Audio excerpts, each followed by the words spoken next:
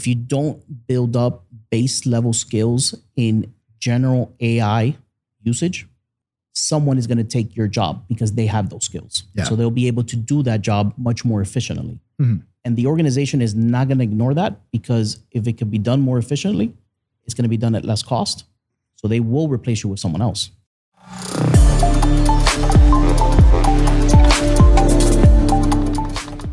Okay, guys, welcome back. We have someone from the Tech Executive Suite today. He is a top 100 CISO. His name is Marcos Marrero. And Marcos, welcome to the show. Thank you for having me. Yeah, so I think there's a lot of people that are in cybersecurity or looking to get into cybersecurity. Obviously, at the pinnacle of that is someone like yourself in a CISO suite. So I want to hear about a little bit about your backstory, and we can talk about some of your best tips for people along the way, and kind of see how you got to that level, and how someone gets named a top 100 CISO as well. So. Absolutely. So it's been a very long journey to get to be a top 100 CISO and actually sit within that role inside of organizations. It's a lot of blood, sweat, and tears. It wasn't easy to get here. I started off in a service desk or a help desk, just like any other person in tech would normally start off at. From college or? Out of college. Okay. Yeah. Actually toward my senior year of college. Okay. And then working on the help desk, I was fortunate enough and very blessed, when you look at it in hindsight, to have been assigned a ticket to set up the computer for our new information security officer. And I had always had an interest in security, intelligence, and all that. And I did try to apply to the NSA. I still have my rejection letter, so I still have a bit of a issue with them there, but we'll leave that to the side. Because with him joining, I asked him, what are some tips for me to get into security, or information security as we knew it at that point? And he tells me, well, I'm going to need an analyst in a couple of months to join the department. Would you be interested? I said, absolutely, I'd be interested. Yeah, but I don't know anything about security in a very formal way. And he says, that doesn't matter, because what's important is that you have a passion for it, that I can tell by the way you're speaking about the topic.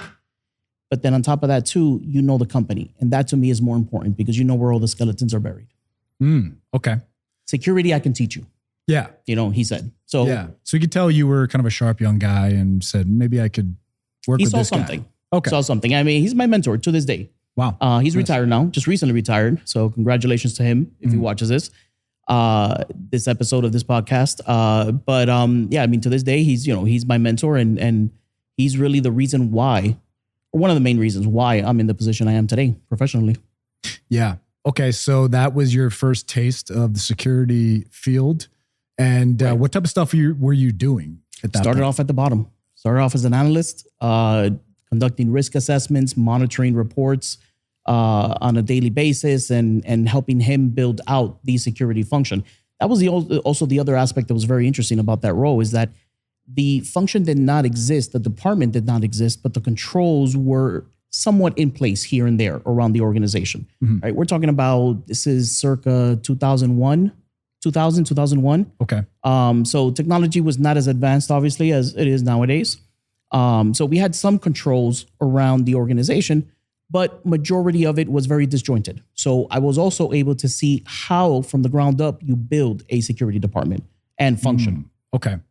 So that was like kind of when everyone said, well, okay, we need kind of to focus on the cybersecurity thing. It was actually a real threat. So here. It was actually a little bit before that, or a little bit sort of before that thought process, because the reason he started with the organization at that point was the result of a Federal Reserve audit that occurred. So the Federal Reserve says, listen, you're doing some things security-wise, risk management-wise, et cetera, but you need someone that can formally manage and run this department, right? And really elevate it toward risk management also from a technology and digital point of view. So from that perspective, it was very interesting to see it in that lens. Okay. And then, so where does this take us? So you're doing analyst type work and doing analyst work, and then little by little, just, climbed up the ladder within the function and within the department. I saw how you build a security program. What are the different components of a security program? Depending on the organization you work with, Also a lot of soft skills that I learned with him too. Yeah. Public speaking, verbal communication, written communication, public speaking, tangent off of, the verbal communications and whatnot. Empathy, right? All the soft skills that a lot of times are missing within folks that are just very dedicated to tech. And that's really kind of just what they focus in on, because those soft skills really do take you far. Yeah. And so you said public speaking, written communication, report analysis, data analysis, financial analysis also, because we had to manage our own budget. Mm-hmm. So I learned a lot of the non-technical, non-cyber skills with him also. Yeah. And during that time, and which was 12 years that we were together, that we worked together at that company in that first role. Wow. So like I said earlier, I was climbing the ladder, expanding the role and the function, and went from an analyst to engineer. From engineer, went to AVP mm-hmm. and deputy of the department. And then eventually when he left, I took over the role. And this is a financial services company? Financial services, yeah. Okay. Yeah. And obviously, as we know now, those are some of the highest threat levels, with hackers trying to get in to get people's... Because at the end of the day, what is it that we are protecting? We are protecting digital assets. And what are those digital assets? They are a new commodity. Mm-hmm. Like oil and gas was still are, but were at a much even higher level, right? Decades ago. So this is a business. Cyber criminals organize into businesses and mm-hmm. they run the business as if it was a business. Mm-hmm. That's how they run their operations. So they're very well organized in what they do from that point of view. So because they're very well organized, they're very good at being able to break into organizations. And what are they going to go after? They're going to go after things that have monetary value. Yeah. And who are these people? Typically just online hackers that just self-taught, or are they people that were in some of these jobs that kind of like flipped to? So let's take a step back in time, right? And kind of walk from the moment the time when I started in cybersecurity and what I saw from a threat intelligence point of view.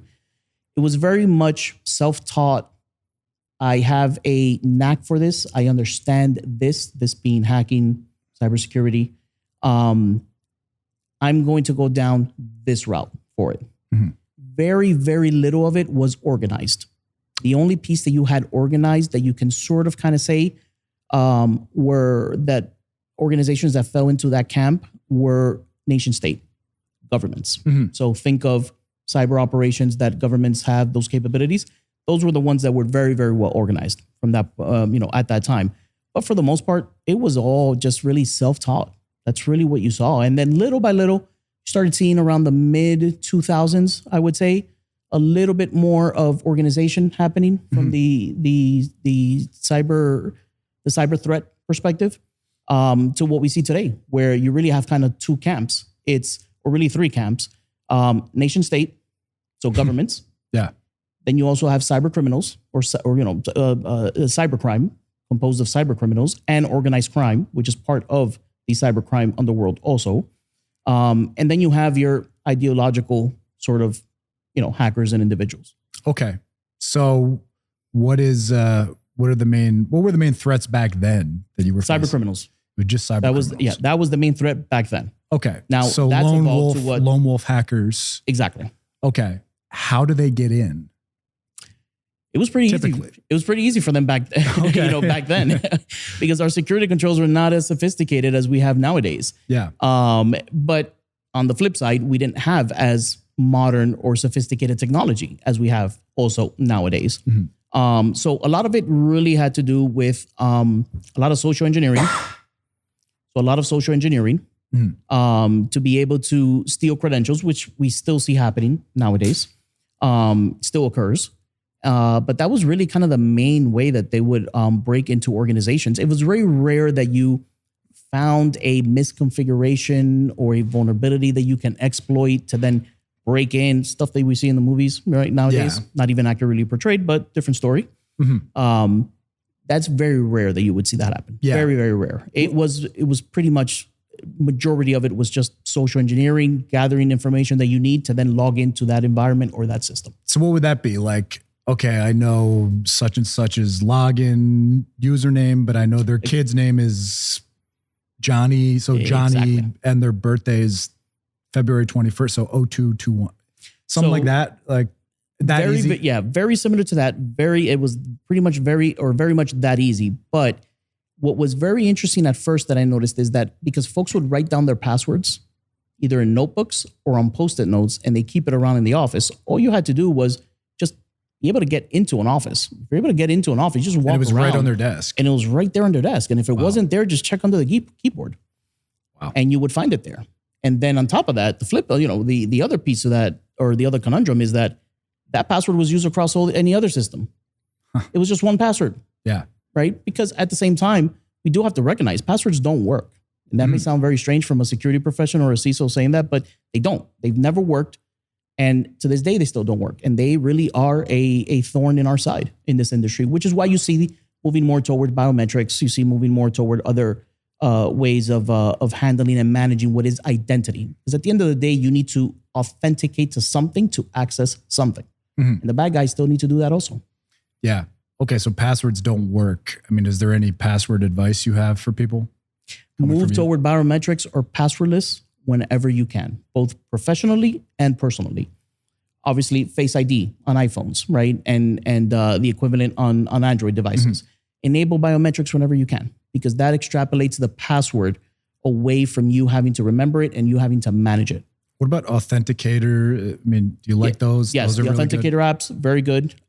They do help. There are some pretty interesting, I'd say medium to advanced attacks that can actually bypass those authenticators. Oh, really? But how do they do that? Well, if we get into the technical pieces of it, it's essentially almost look at it as a man-in-the-middle attack. So they essentially are able to intercept that authentication request. Oh, wow. And then replicate it or and the term is called token replay. So then they take that and then they're able to authenticate to a service or a platform as if they were you. So they catch it in that little 20-second window that you have on the Authenticator apps? Wow. Yeah. Okay. So what do you use personally? I'm curious. I'm always curious, like cyber professionals, like, okay, like there's the job, then like, what do you do personally to protect yourself? Same advice I gave you a few seconds ago. I mean, biometrics as much as possible. Wherever you can, as much as possible. We're still not at a point where we can completely eliminate passwords from platforms, but we can do a very, very good job nowadays to really remove the surface area of a password. So you don't have to use a password that often. To the point where you'll probably forget it whenever you do need to use it because you realize you haven't used it in like 3 or 4 months. Do you use LastPass or any of those password services as well? I use Dashlane. Dashlane. Yeah, as a password manager. But I'd say over probably the last 18, 24 months, I've had less and less need to use it by moving more toward passwordless wherever you can. Okay. Yeah. Okay. So where does this take us now in your journey? So this is now fast forward 12 years. You know, when fast forward about 10 years, my boss leaves the organization at that point. I take over his role. I'm in that role for a little bit over 2 years. And then I made moved back to Miami. So moving back to Miami, I had to leave that role. That role was based in New York at that time. So moved back to Miami, where I originally lived before living in New York. And then from there, it started with a law firm here in South Florida. Set up their security program, which was sort of in the same camp where they had controls and they had some policies and whatnot, but it wasn't very cohesive and there was no governance around it. It was just a little bit kind of sprinkled everywhere around the organization. Yeah. So unified that, matured it, got it to an acceptable level that the organization wanted to get it to based on their risk profile. Which it's not something that I think you would immediately understand the risk level or profile of a law firm, but it's extremely high. Think about the amount of data a law firm has, and depending on the law firm. Also, imagine a multinational law firm. operation all over the world, right? On pretty much 4 continents. That deals in everything and anything from A to Z in law, all different types. Imagine the amount of PHI data, so health information they have, PII data, so personal information that they have, financial information. Then when you get into the M&A part on mergers and acquisitions. Oh, yeah. Imagine that. I mean, you can, at that point, insider trading and shorting, stocks or whatnot, and that just becomes child's play for anybody that gets a hold of that information. And a lot of ransom attacks, ransomware attacks, basically. I mean, like if one of the law firm's clients is a major company, and then you can get into the law firm and then they can say, hey, we'll leak this. Your clients, you're going to lose this client, right? Like unless you pay us. So that's extortion now at that point. So what we've seen is your traditional extortion that has always been around just flipped on its head via another channel. In cyber. Which is data. Yeah. At the end of the day, right? Ransomware criminals and ransomware gangs and just really that part of that whole ecosystem, they're starting to move away from that because the defenses are getting much better where the ransomware is not as effective as it used to be 5 years ago, 6, 7 years ago, if you really go back to the beginning of ransomware. Yeah. So what they're doing, they do try to launch the ransomware. I've seen that happen.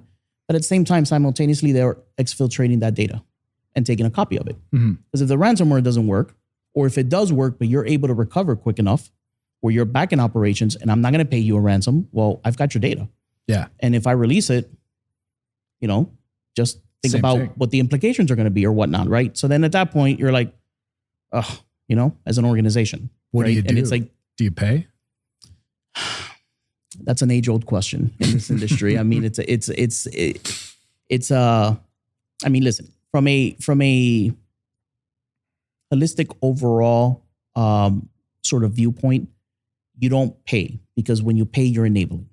It's the same concept from negotiate with terrorists or whatever. Exactly. That's exactly what I was going to say. I mean, if you give in to the demands or whatnot, right? They feel empowered. They feel enabled, and they're just going to continue. So it's the same thing with the ransomware gangs. Yeah. But at the same time, you have your camp where, well, this business needs to operate. So if we're stopped, nothing is working. We need to get up and running. We're losing X amount a day. Pay this, and let's get back up and running as quickly as we can. Or pay whatever the ransom is, and let's cross our fingers and hope that, these cyber criminals are ethical and, we'll delete the data, as they say, and won't release it. Yeah. Because I feel like you could be screwed either way. You pay and then they still release it. It's a flip of a coin. You don't know what's going to happen. And do you just kind of hope that they're bluffing sometimes? A lot of times it's bluffing, but also too, because they're much more organized and they run their operations as a business, it's their reputation.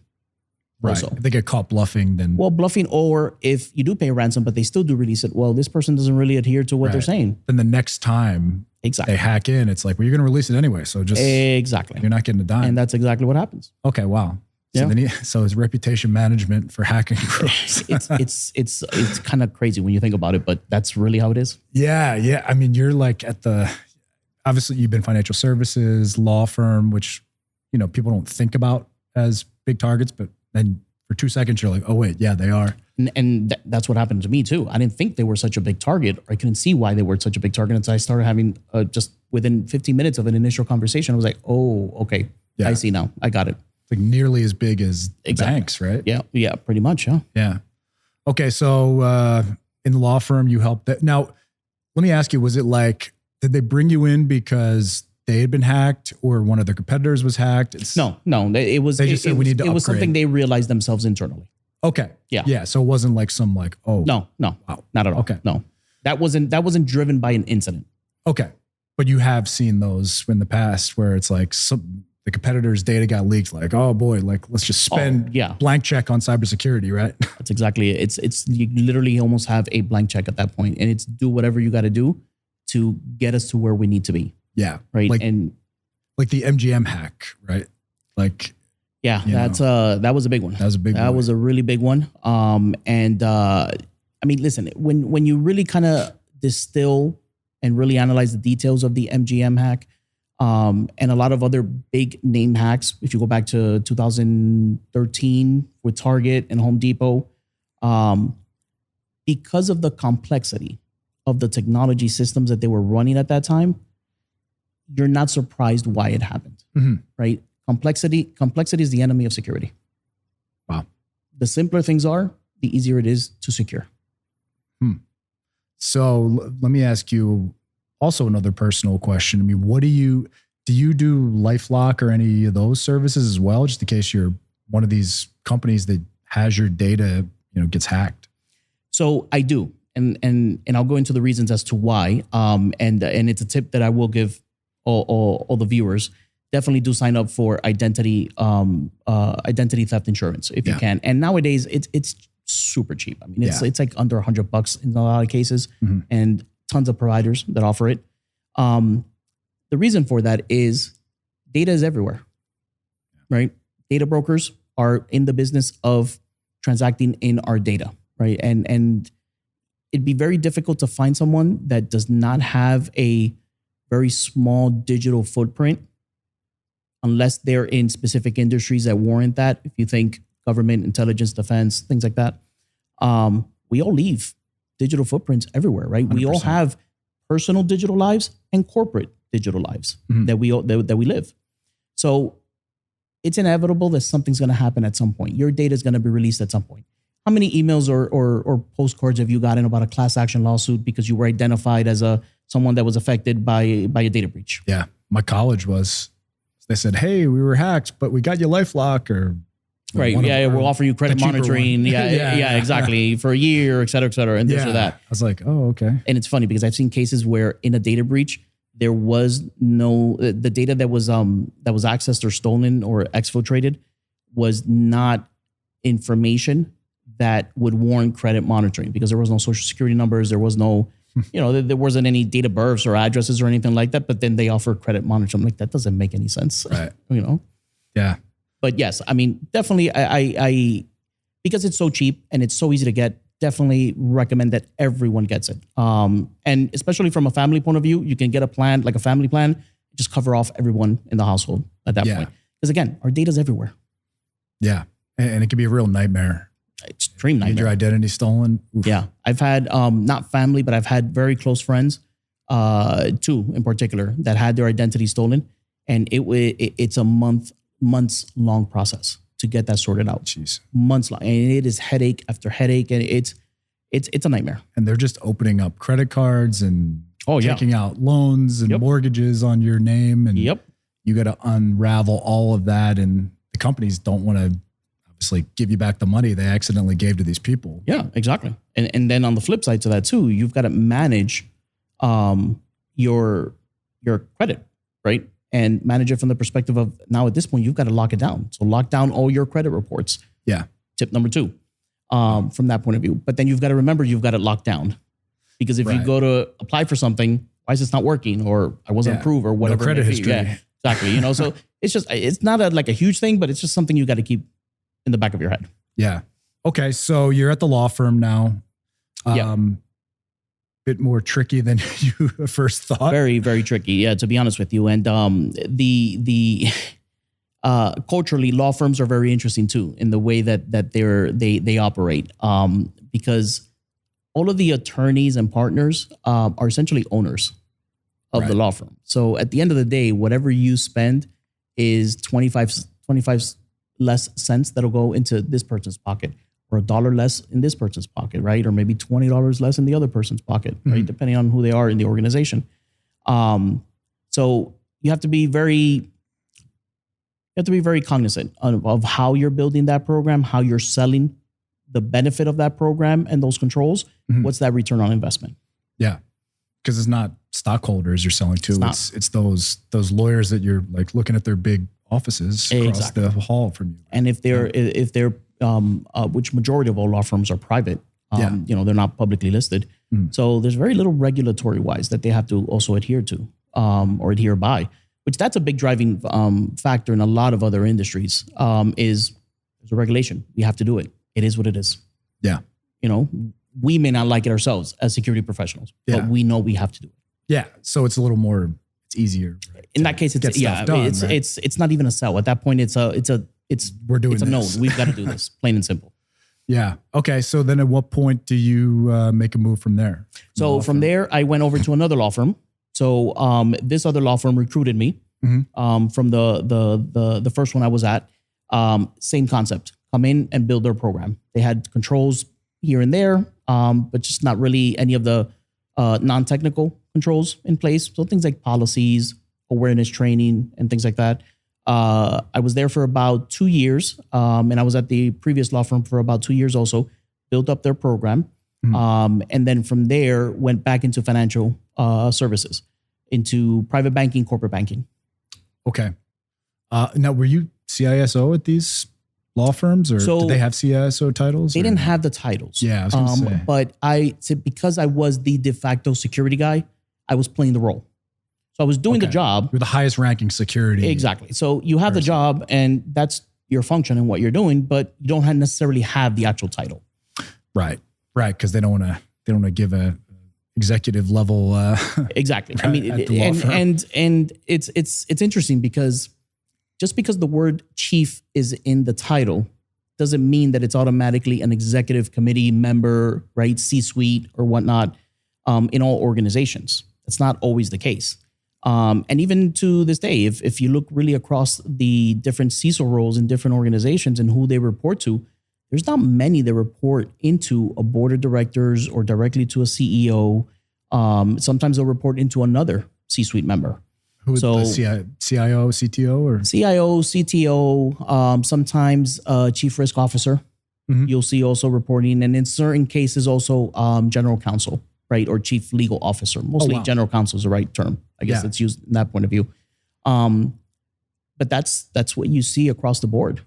Is that, and but there are a few organizations that have really adopted the mindset of the importance of cybersecurity and how it's not just something that you have in place like an alarm system, right, to just protect your home, right, or you have a security function to protect your organization. Yeah, they really look at it as an enabler of the business, because as the business is moving forward with new products, new services, whatever it may be, that organization does, the CISO role is able to come in from the ground up, working together with everyone else, and also make sure that that service and that product is secure. Because at the end of the day, there's going to be a technology or digital component to it in today's world. 100%. Always.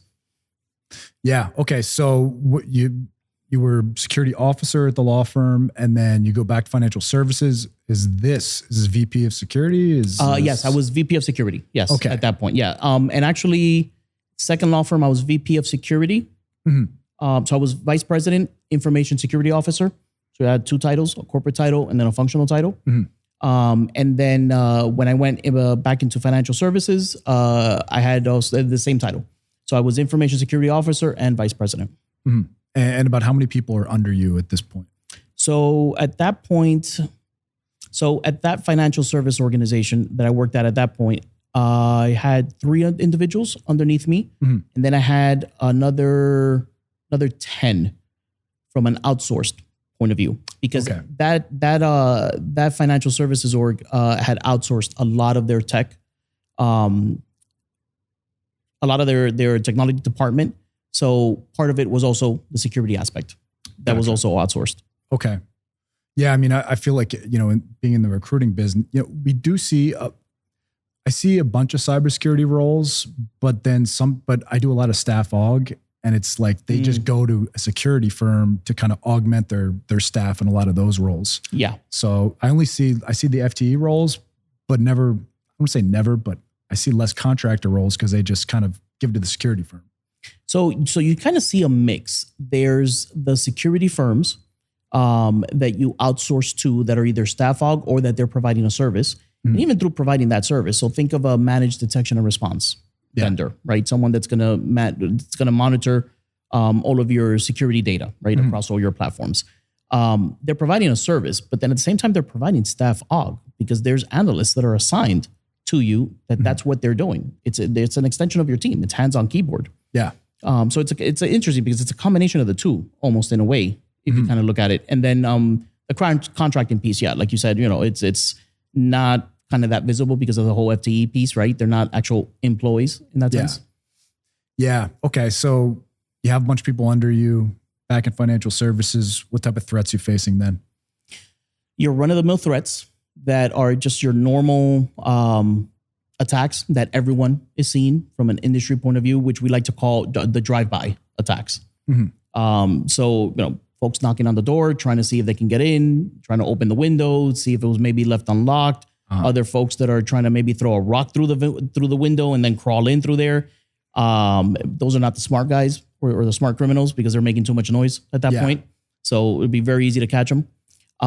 So you've got all your drive-by stuff, which all of the security tech nowadays does a very good job of blocking all that. As long as you have it set up correctly and it's architected in the right way for your organization, it'll stop the majority of those drive-by attacks. So it's blocked. Do they catch these people, and what type of sentences do cybersecurity criminals face? That's an interesting topic. I feel we can have a whole podcast episode just on that topic alone itself. On the criminals. On the whole cyber criminal piece. I mean, listen, the majority of all criminals are operating out of countries that sponsor that activity, right? They turn a blind eye. They look to the side. Oh, okay. Yeah. I mean, if you look at North Korea, you look at China, look at Iran, look at Russia, they're not going to extradite any cyber criminal from there. Right. Because the U.S. said, hey, here's all the evidence that this person broke into this company and did X, Y, Z or whatnot. However, when it gets to a really damaging cyber incident, so think of the Colonial Pipeline issue, right? Now you're attacking critical infrastructure. Now you're affecting millions of lives.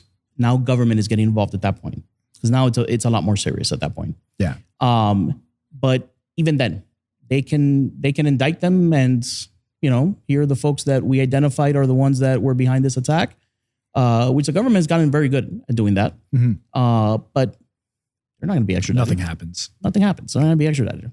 Wow. Now, there are some criminals that, again, really kind of don't think through their operational security themselves. All they got to do is cross the border into a country that does have an extradition treaty with the U.S., and they'll nab them in that case because they'll have Interpol alerts out for them. Yeah. Okay. So then once we catch them, say this is the guy, even though he doesn't get extradited, he can't travel to extradition company. Right. Countries. Exactly. But then at that point, it's more of, okay, we caught them. And there's been a few cases, and I say few, I could probably count on one hand and still have some fingers left over, where some cyber criminals were extradited to the U.S. They were sentenced and they were serving out that sentence. And those sentences, I've seen the spectrum from 5 years to 15, 20 years. But it all kind of really depends on the nature of the crime, the digital crime in this case. But I've also seen where those criminals are then included in a prisoner swap. Right. With the other country. Yeah. So what's the point, right? Yeah. And at the same time too, I mean, when you compare the prisons in other countries, the U.S. prison system is like a resort. Right. So they're not that upset either. They'd rather not go to prison in their home country. Yeah. Versus here in the U.S. Yeah. Okay. So, but you mentioned the ideological threats that you face now. I mean, when did those kind of come into play? We started seeing those come into play early to mid 2010s, around that decade, starting around 2010. More toward, I'd say probably the middle of that decade. And that's when we started seeing a lot more of, again, the ideological attacks. That those are the scary ones. Those are the real dangerous ones because there's no monetary motivation to do that. Right. It's not like I'm conducting this crime because there's a lot of payday in, there's a high payday in this. And, right. And, after 2 or 3 ransomware attacks, I'll be able to retire type of thing.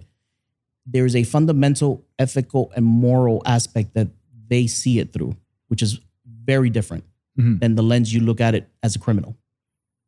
And at that point, they're going after an idea they firmly believe in. What are some of those ideas? Just anti-capitalism or? And, the West is inherently bad. They don't have any morals. Look at their society. They did this, look at what they're doing now, et cetera, et cetera. So anti-Western civilization in general. In general. If you look at just the ideological aspect of terrorism, it's the same concept, but it's just being executed digitally. Mm-hmm. That is it. And so what do? They get in and they just want to shut down your financial services company or what? Yeah. Good example of that is the North Korean attack on Sony Pictures because of the movie. Because of the movie. The interview, right? The interview, yes, right. Exactly. That was an ideological attack. There's no financial motivation there at all whatsoever. There's financial fallout, obviously, right? And whatnot, and reputational fallout and all that stuff, and legal, and all that also. But that was all ideological. Yeah, and all the emails were leaked.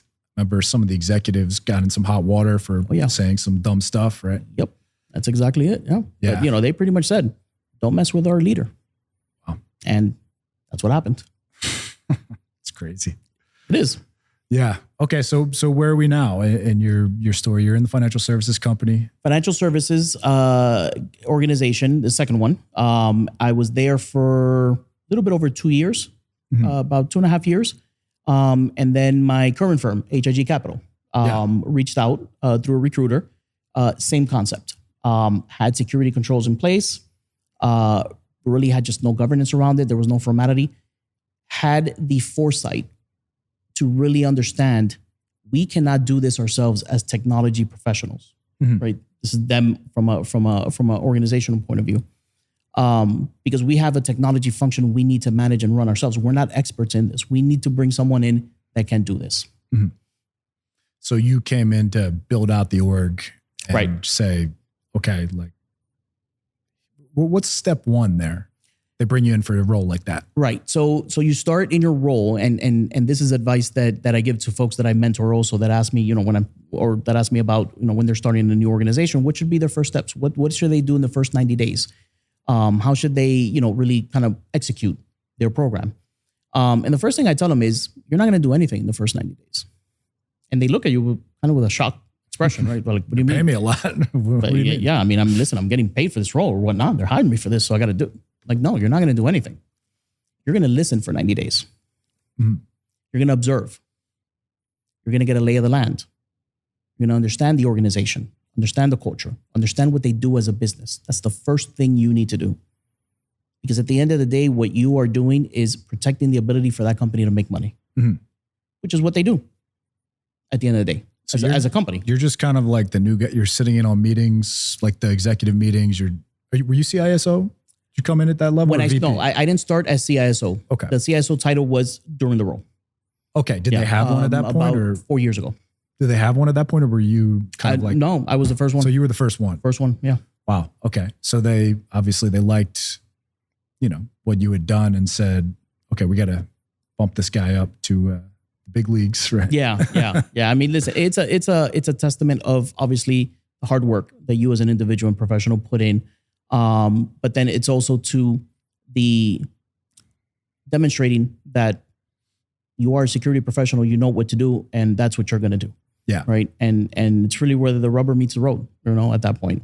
Yeah. And it's kind of like, if we don't make him our CISO, someone else will. Exactly. So we better move quick. Exactly. Yeah. Right? Especially when it's a hot market, right? At that time. Yeah. When that was 4 years ago, you said? The title was 4 years ago. I've been now there a little bit over 8 years. Okay. At HIG, and then the title was actually 4 to maybe 5 years ago, if I recall correctly. The title, but it very much is from the point of view that it's a hot market at that point. So, like you said, if we don't grab him, someone else is going to grab him or her. Mm-hmm. Yeah, and obviously, it's easier not to make a move, so you get a nice promotion and pay bump at a place you're comfortable in. You're like, okay, great. Hey, yeah, I don't even want to hear about outside. Right. So what type of people are you hiring in this role, CISO? So you're pretty much the whole gamut across the security function, because it was very much just technical controls that were in place. A lot of the governance had to be built out. So it was security engineers, security analysts that really make up the bulk of the security department. Then that is also augmented with GRC, which is governance, risk, and compliance. And GRC handles, you can look at it from the lens of They handle the non-technical aspect of security. So think third-party risk assessments, audits, both internal and external, really defining the security framework that you're going to be adopting as an organization, making sure that it's implemented and that it's working the way it's intended to, or designed to be working as. Almost like they're mini auditors in a sense. Right. It's like you're self-auditing yourself from that point of view. Security awareness training, and the list can go on and on, right? From that perspective. And then your security operations handles everything that's technical, right? That's your, again, like I said, your security engineer, security analyst. So I was hiring across the whole spectrum. Yeah. And do you get, at your level, do you get involved in the interviews for all roles in your organization? At this point, well, within my function? Yeah. So at this point, no, I don't get involved in all of them. At what level do you jump in? So if it's a direct report or if it's a senior level within one of my 2 direct reports. Okay. So if it's a senior, fill in the blank, in security operations, or if it's a senior, fill in the blank on the GRC side. Okay. So obviously right under you, you need to talk to, and then a level under them you talk to as well. They meet with you just to make sure you have the sign off, correct? So my meeting or my sitting in on those interviews is mostly more at this point now from the perspective of observing. So it's very rare that I contribute much in those interviews.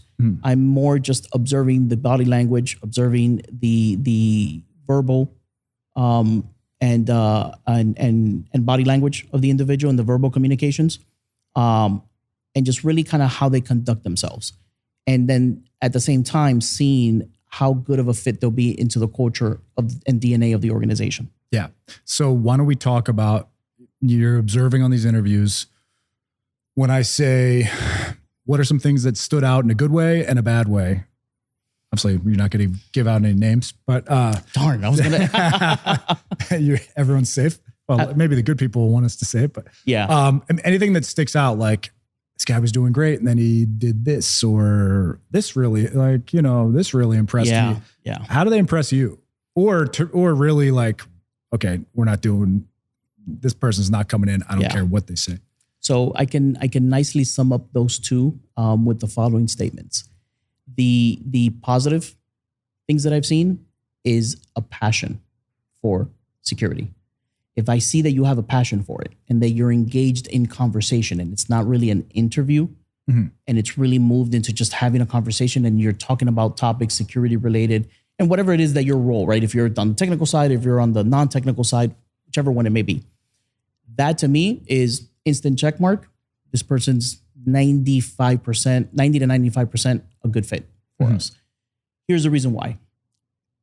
If you demonstrate to me and I can see the passion that you have for a topic, that to me is worth more than whatever school you went to, whatever certification you have. Yeah. Do you throw those out the window? No, you don't. You still take those into account, but they don't have the same weight as before. Certification just tells me you know how to pass a test. Yeah. Doesn't tell me if you learned the material. Right. At the end of the day, if you think about Could have forgot. I mean, how many tests did you forget as soon as you walked out the door? Exactly. So it doesn't tell me really much from that point of view. Yeah. Now, if I see the passion, different story. Because even if you don't know something, you're either going to go and learn it yourself, read about it yourself, or you're going to actively seek out internally in collaboration with your other peers and colleagues how to learn about that topic. Is there any way they have exhibited that passion besides just kind of like being enthusiastic, talking about the topics, or that's the only real way that I've seen it. It's just the enthusiasm. It's the attitude. Tip number 1. Yeah, exactly. Tip number 1, passion. Demonstrating their passion is exactly what will get you really hired in a lot of organizations. Do some people come for these cybersecurity interviews just like total duds? Like, just like very technical, dry. Yeah, I remember 1 or 2 interviews, not at HIG, at other organizations where I don't know how this person even made it past the recruiter or the hiring manager, to be honest with you. And how was interviews even scheduled at that point? Was it like they seemed like they were just getting a paycheck and leaving, or they just had enough? It was just a job. Yeah, it was just a job. They were just there to just get their paycheck, do their 9 to 5, and see you later. Yeah. Type It of was thing. just like, I heard these jobs pay a lot of money, so I got into it, and that's what I'm doing. Just hire me, please. Exactly. And that's actually when I'm mentoring an individual, I'm having a conversation with them about cybersecurity because they're interested in getting into it. That's the first question that I ask them. And a lot of times they're surprised because they think the first question is going to be, well, what's your interest in cybersecurity exactly? Like, where do you want to go? Because there's a lot of tangents in cybersecurity. You can go management, you can go non-technical, you can go technical, and then even within those three pillars, there's a bunch of other forks in the road, right? That you can decide which way you want to go. So when I ask them that question, they are very much surprised. And a lot of times they don't know how to answer it because one, they think maybe it's a trick question or something. So you say, did you get in this for the money? So I don't start off that way. Okay. I start off with, why do you want to get in cybersecurity? Simple question. Mhm. And that's the part that throws them off. They have no idea how to answer that a lot of times. Some of them do. And I've had some that have given me the right answer. And I've had some that give me the wrong answer. The reason I ask them that question, and I explain to them afterwards, is if you get into this for the wrong reasons, you're doing yourself a disservice and you're doing the industry a disservice. Mhm. You're going to burn out, you're going to hate this, and you're going to end up leaving. That doesn't help anybody. If you do this just for the money, you're doing it for the wrong reasons. Mhm. If you do it for the right reasons, the money will come. Yeah. And these are people that have not got in yet. Like your mentor, people Right, you're yeah, mentoring. yeah. These are people that are still in school or maybe just even starting off their careers at this point now. Okay. What else do you kind of tell those people about cybersecurity? The people that are just like, I have interest in this. Can you help me? You know? All right. So, okay. So at that point, if you do show me that, or based on your answer and whatnot, and in some cases, I even have to tell them, go away and think about this and then come back to me. Right. Mhm. And in a lot of cases, they have thought about it. Like, no, I still have an interest in this. I did think about it.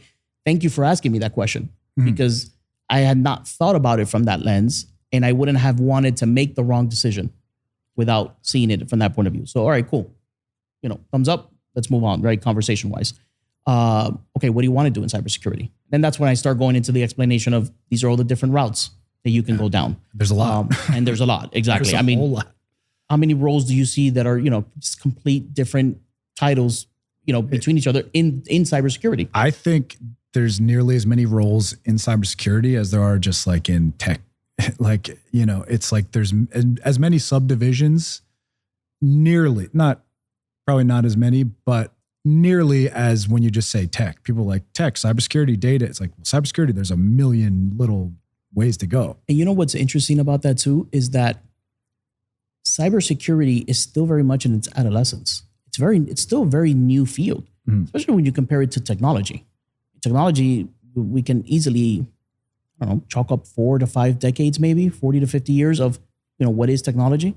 And in such a short amount of time, cyber has almost exploded to the same level, like you mentioned, as technology. Right. It's interesting, when you look at it from that point of view. And you look how far it's gone in the last 20 years, like kind of since you started, and it was like, we have to kind of figure it out, 10 years later, and then 10 years after that, it's what it is today.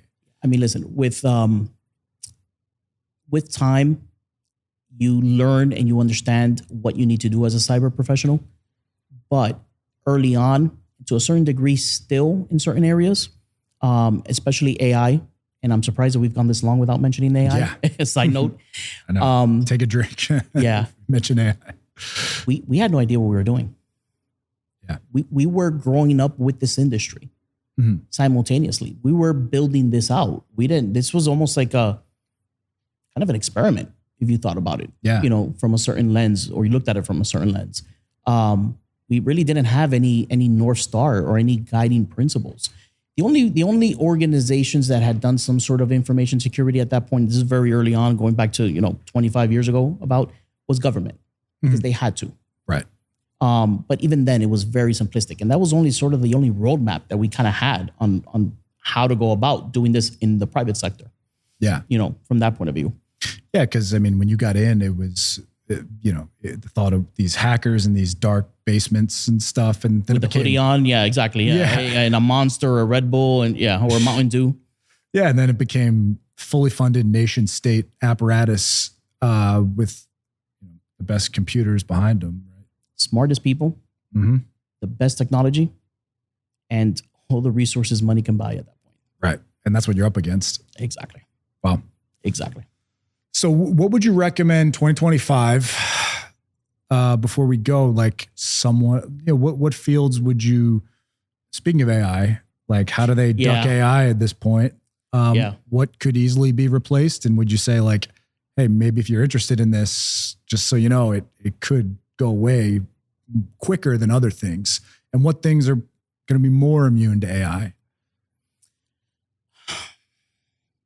This is where you wish you had the crystal ball, right? Yeah, to kind of predict that, but that future, what that's going to look like. I mean, I am of the opinion that I do not see AI replacing people. It's not there yet. Who knows if it'll ever get there? We don't know, right? That's way too far in the future to understand what that's going to look like. But what I think is definitely going to be an issue is that if you do not have, and when I say you, this can be anyone in any profession across the board. This is not just anybody that works in tech or in cyber or anything, any of those fields or in anything digital. If you don't build up base level skills in general AI usage, someone is going to take your job because they have those skills. Yeah. So they'll be able to do that job much more efficiently. Mm-hmm. And the organization is not going to ignore that, because if it could be done more efficiently, it's going to be done at less cost. So they will replace you with someone else. How does that look? How does that, what I'm sorry? How does that look? Like someone under you, up? Okay, they have a cyber job. How are some of the best people that you have working for you kind of using AI to help them right now? Bunch of different use cases. I mean, they're using it to analyze incidents and alerts much faster than what they could without AI. We've done some very preliminary benchmarking, funny enough, and very coincidental. Exactly this week. Huh. Earlier this week, I did some benchmarking with my team on that. I've seen on average, based on the data points that we got back and we crunched, about a 25 to 30% efficiency gain. Wow. In analyzing. The ones that are using it Yep. effectively. Yep. The So ones that are analyzing you can't make incidents, that up with hard work. You just can't, right? You just can't. If it takes you 30 minutes to look through incident A, AI can do that in 2 minutes. Mm-hmm. And do it with very effective rate. Almost very minimal errors from that point of view. Because even if from a human point of view, you're just really good at this because you've been doing it for a long time, you have a lot of experience, it's still going to take you X amount of time, but you can also still make a mistake and overlook something. Yeah. AI doesn't necessarily always do that in that case. Mm-hmm. So basically the threats are being analyzed by the AI, and then the human is just double checking, saying, oh, wow. Right. It's almost like and when I mention this term, it'll make a lot more sense for anyone that may not have realized this, why Microsoft named Copilot or used Copilot for the name, but it's almost like a co-pilot. That's what you have next to you. It's riding shotgun with you, right? You guys are you and the co-pilot, right? And now we're referring to it like it's a living being almost. Yeah. But you and that AI platform or whatnot that you're using are pretty much kind of side by side, right? And the human is supervising a lot of times what the AI is doing. And the human jumps in and does certain things that maybe the AI doesn't know how to do, right? Or maybe it's not designed to do at that moment or anything like that. And then hand over some other stuff to the AI. Mm. And then it's just kind of that tossed back and forth sort of scenario, right? If the human doesn't understand something, or maybe is not sure of something, or maybe wants a different angle or insight that they're curious if it's there, or maybe they have a suspicion that it's there, give it to the AI model. Mm-hmm. The AI model will crunch that and will come back to you and tell you. Yeah. In that case. Wow. Yeah. I mean, I even see it in the job application process. I see people getting left behind because, again, AI is reviewing people's applications. So the people that are getting kind of to the next round, like to the actual interview round, they've used AI to reorganize their resume. So AI sees the bullet points are like, kind of in the same order, and some people they don't want to think about that stuff. They don't want to bother with it, and they're getting left behind. Now they're not getting jobs. Exactly. So, and it's unfortunate. because it's not something to be afraid of. Because you also have the camp of folks that are afraid of it. Mhm. When you really start thinking from a doomsday scenario point of view and how this can get crazy and out of control and et cetera, which is inherent in these conversations. But I think those conversations and those topics have been very much very inflated without much substance Mhm. behind it. Those individuals, to your point, yes, they're getting left behind. And it's unfortunate that you see that, which goes back to my statement, right? I mean, the jobs or individuals that will be replaced will be in organizations, will be those that do not skill up in how to use AI, right? So things like prompt engineering, right? Mhm. Learn how to really construct a prompt very well so that you're able to have the AI model accomplish what you want it to accomplish or what it needs to do. Yeah. Having your general, just a sense of what AI or generative AI is, right? Across the board. What platforms are out there? What can they do? Et cetera, et cetera. Having that base foundation is really what gets you in a very good place at this point in where we are in the Gen AI arms race, in a sense, to then just continue moving forward as the technology evolves. Yeah. So what do you recommend people do right now? Just play with ChatGPT in your off time? Like, is it that simple? It's a combination of tons of information and resources on LinkedIn Learning, YouTube, Coursera, right? There's a ton of information out there that you can educate yourself on. You can really skill yourself up. And then also there's no substitute for the practice. So yes, playing with your perplexities, your ChatGPTs, your Claudes, your Geminis, and really starting to, pressing the buttons and turning the levers and really seeing what it's capable of. And whatnot. And that's something that you can do both professionally and personally also.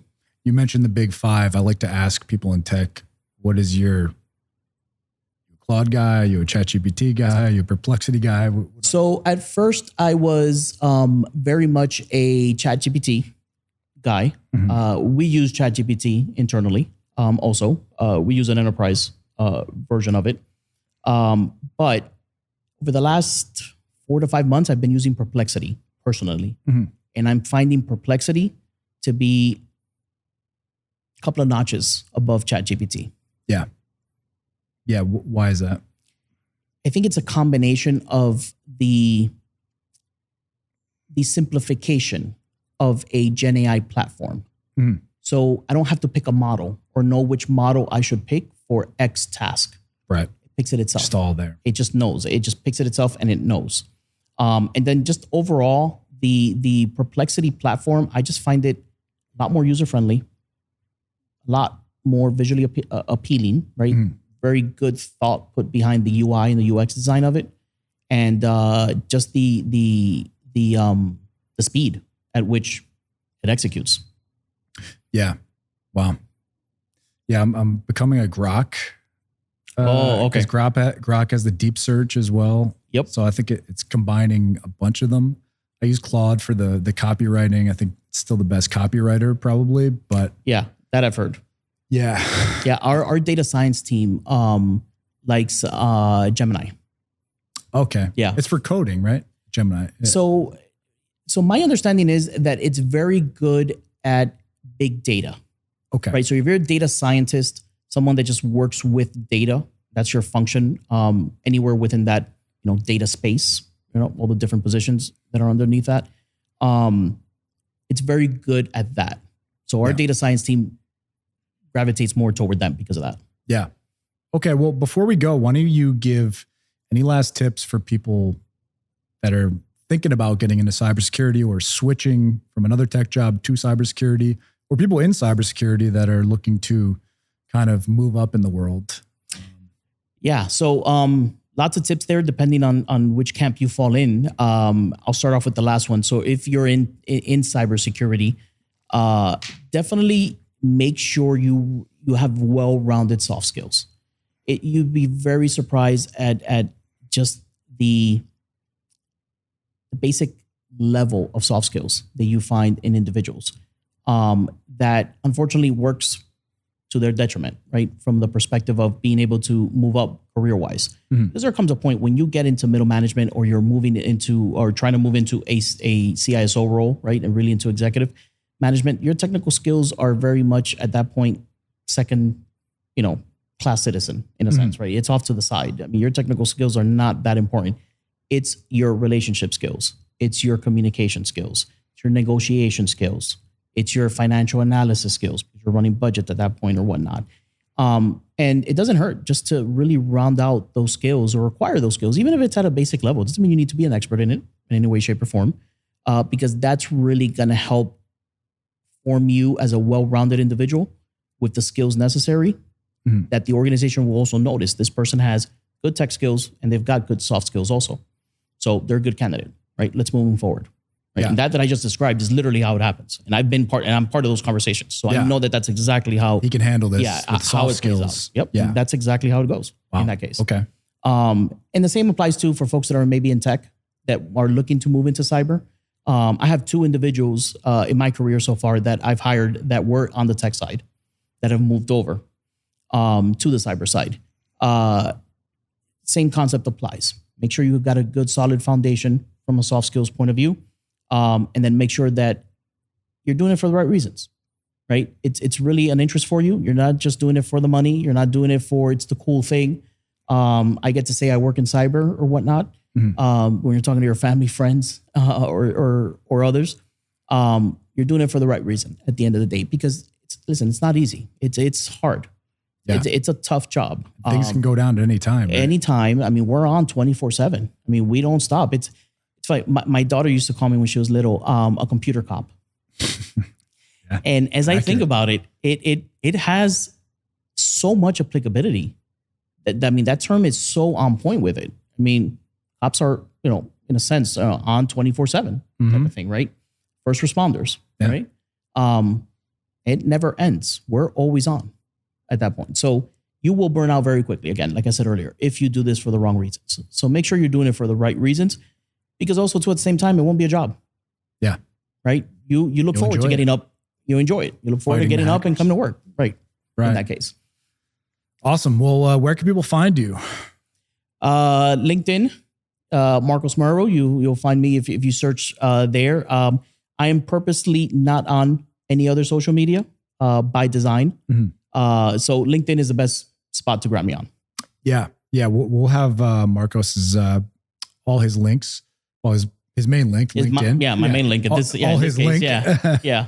We'll have that down below. He has a ton of followers. He posts a lot of great stuff. And you can see if he's been 3-time top 100 CISO.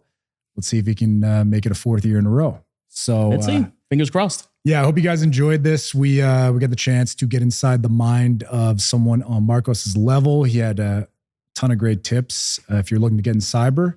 And we'll catch you guys next time.